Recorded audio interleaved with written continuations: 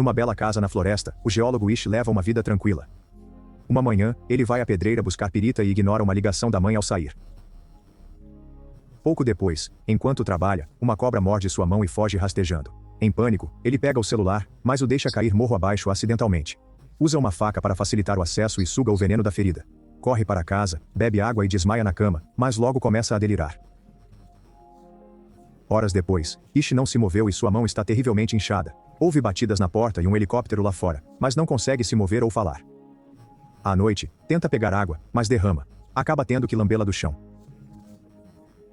Ishi chama pela mãe enquanto recebe uma mensagem dela dizendo "te amamos". Dias depois, Ishi acorda se sentindo melhor e sua mão volta ao normal. Ele entra no carro após limpá-lo, e demora algumas tentativas para ligar. Ishi dirige até a cidade e se surpreende ao ver as ruas vazias. Ele para o carro ao descobrir um corpo em decomposição no chão. Há veículos militares por toda parte e mais mortos em outros carros. Uma placa informa sobre uma pandemia global e a suspensão do governo. Em pânico, ele volta para o carro e liga o rádio. O noticiário alerta. O vírus é letal e contagioso, fiquem em casa. Ao chegar em casa, Ishi fica arrasado ao ver que seus pais morreram. Após chorar, enterra os pais no quintal com um beijo de despedida. Depois de descansar, Ishi explora a cidade e acha corpos na igreja. Pega suprimentos e uma arma, dirige até a ponte, mas está bloqueada. Ele grita frustrado e pega outra estrada para Las Vegas, que também está completamente deserta. Procurar nos prédios não dá em nada, então Ishi resolve relaxar numa jacuzzi. Depois, vai a um bar beber algo e derruba o copo ao se assustar com uma voz. São Milton e Anne, que explicam ser imunes e terem ficado presos ali quando tudo começou.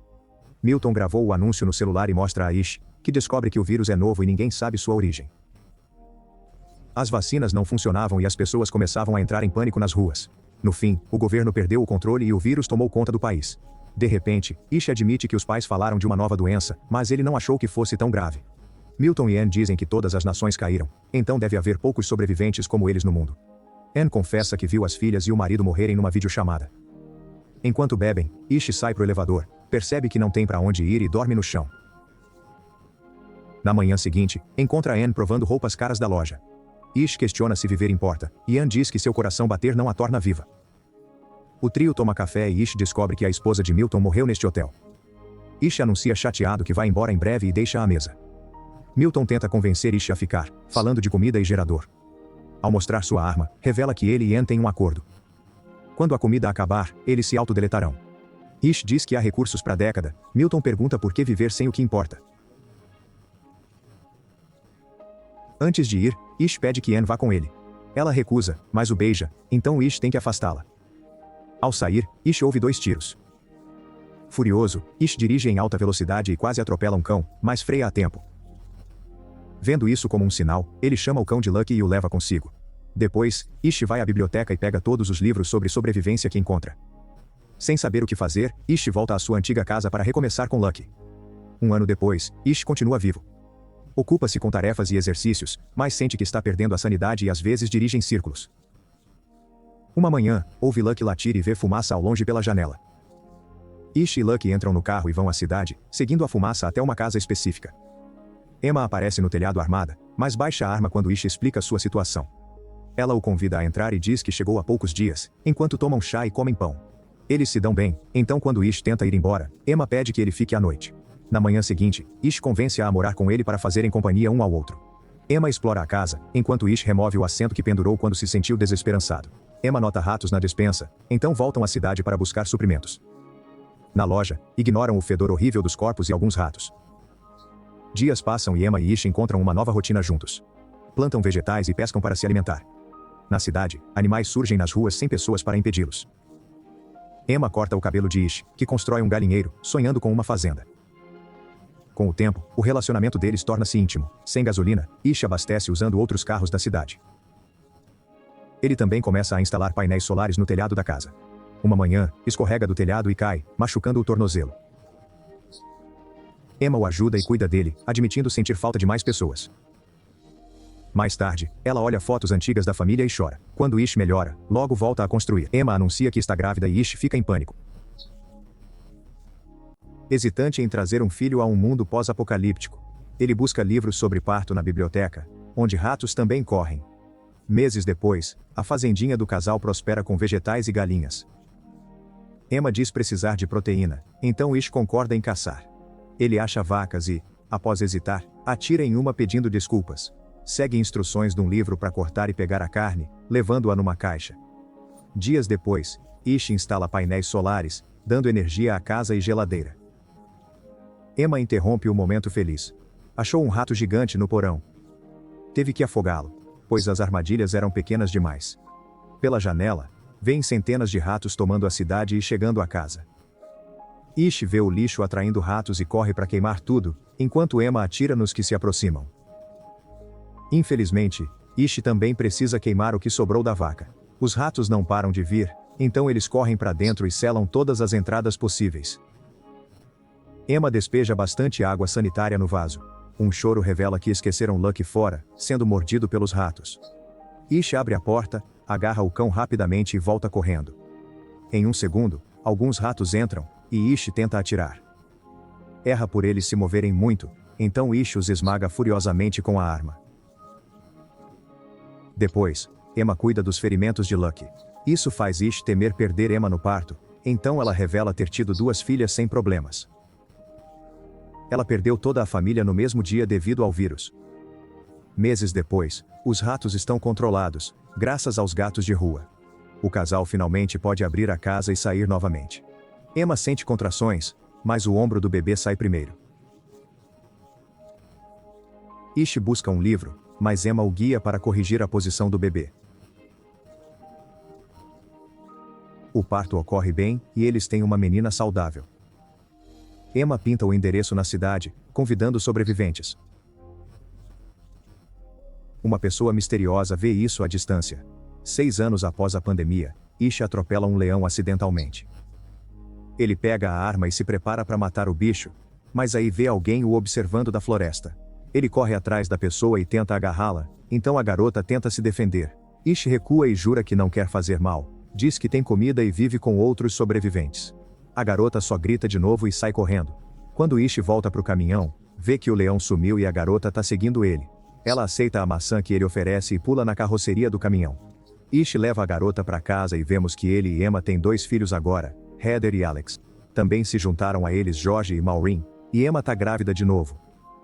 Todos são legais com a nova garota, mas ela não fala nem sai do caminhão, então Ish acha que é TPT. Naquela noite, a garota dorme no caminhão. De manhã, Maureen traz café da manhã para a garota, que se assusta e faz ela derrubar o prato. Ao pegar seu pulso, Maureen nota que tem as mesmas cicatrizes e mostra-as do seu peito. Ela oferece seu cabelo para tocar, ganhando a confiança da garota. Maureen conta como ela e George chegaram, graças à placa, e convence a menina a se banhar. Ish e George vão à floresta e acham 2 cabanas rudimentares com túmulos atrás.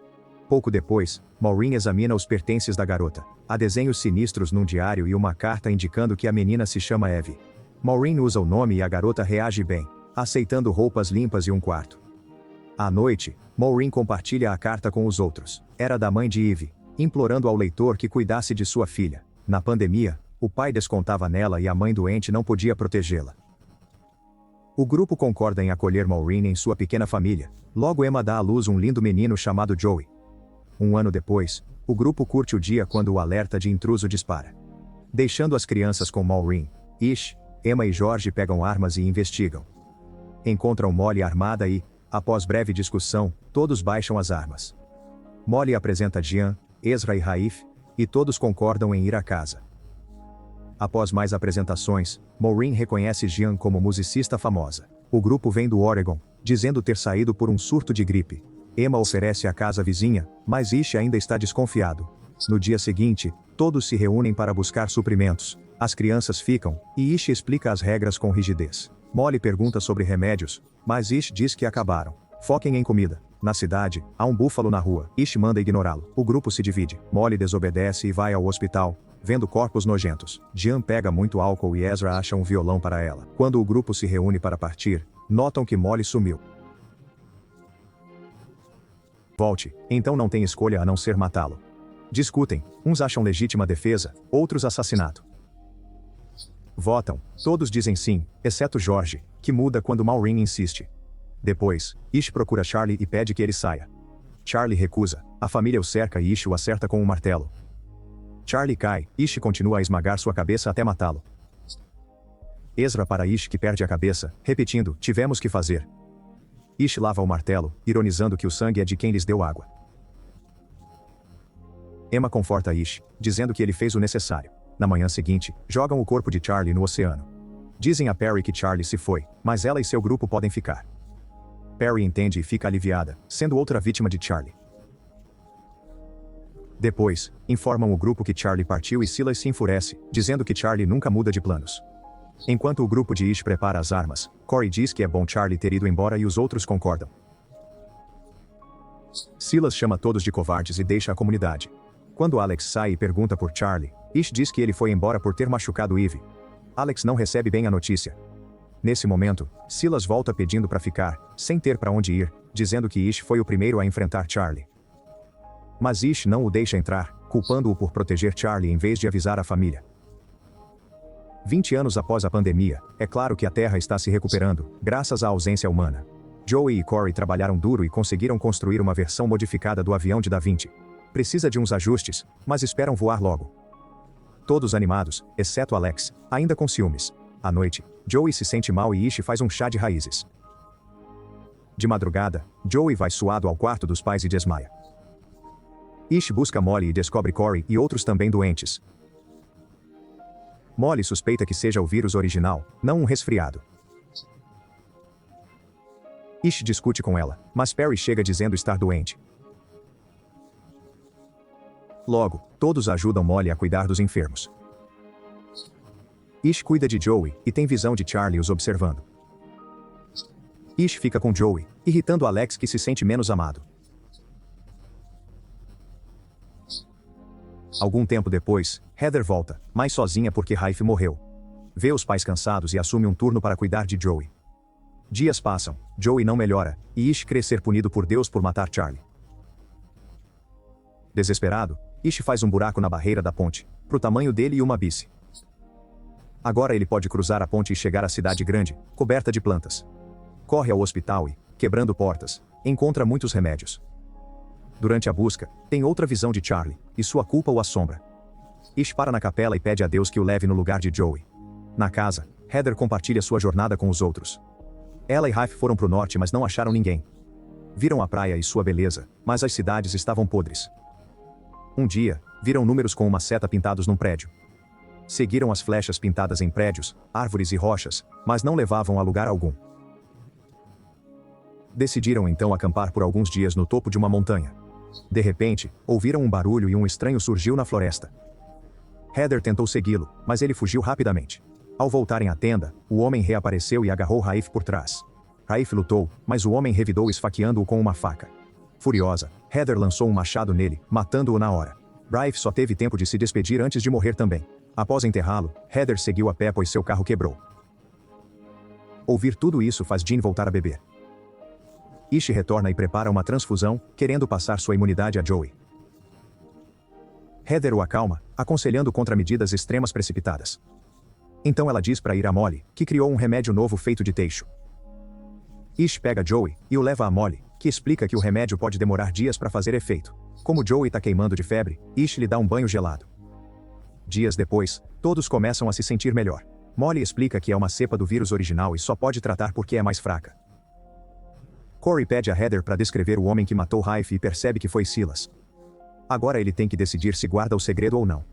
Infelizmente, o remédio não funciona em Joey, que diz suas últimas palavras aos pais e morre. Ish não aceita bem e sai em alta velocidade, ignorando as preocupações da família. Ele acha a placa que Emma pintou anos atrás e a cobre, então vai para a biblioteca e começa a jogar e destruir os livros em fúria. Em casa, enterram Joey e outros que não sobreviveram ao vírus, fazendo um pequeno funeral. Depois, Emma encontra Ish ainda na biblioteca com um fósforo nas mãos. Ela lembra que tudo já se foi antes de Joey, mas ele tem outros filhos e amigos para viver. Isso o convence a voltar, mas ele ainda não sabe como viver de novo. Dias depois, Ish faz uma caminhada e vê um lindo nascer do sol, revelando um novo mundo. Ao voltar, ele diz às crianças que estava errado. Ele ensinava lições do velho mundo, mas agora vivem num lugar diferente. Ish diz que não precisam mais dele, pois o mundo é o professor deles agora. Um ano depois, Ish finalmente entra no quarto de Joey. Ao recolher os objetos não usados, ele encontra o diário de Joey. O menino queria achar mais pessoas e começou a projetar um rádio com antena. Para honrar o legado do filho, Ish propõe um novo projeto para todos. Por fim, o rádio é concluído e a antena é instalada no telhado. A máquina funciona, mas por enquanto ninguém responde. Ish passa cada minuto acordado tentando todas as frequências, na esperança de que alguém responda. Uma tarde, Emma o convence a fazer uma pausa e eles se juntam a um jogo de beisebol improvisado. Eles se divertem, mas Heather estranha porque um jogo de bola tem tantos números. Ish explica que no passado, todos eram obcecados por estatísticas, medindo e classificando tudo. Isso faz Heather lembrar dos números com a seta, e Ish percebe a frequência. O grupo corre para o rádio e tenta os números de Heather. Após alguns minutos de silêncio, finalmente recebem uma resposta. Há uma comunidade de 77 pessoas a menos de 100 km num antigo parque estadual. Após discussão, o grupo de Ish convida esses sobreviventes para se juntarem a eles. 50 anos após o início da pandemia, Ish, já idoso, passa seu martelo ao filho mais velho de Heather. Ish diz que sua última lição é: homens vêm e vão, mas a terra permanece.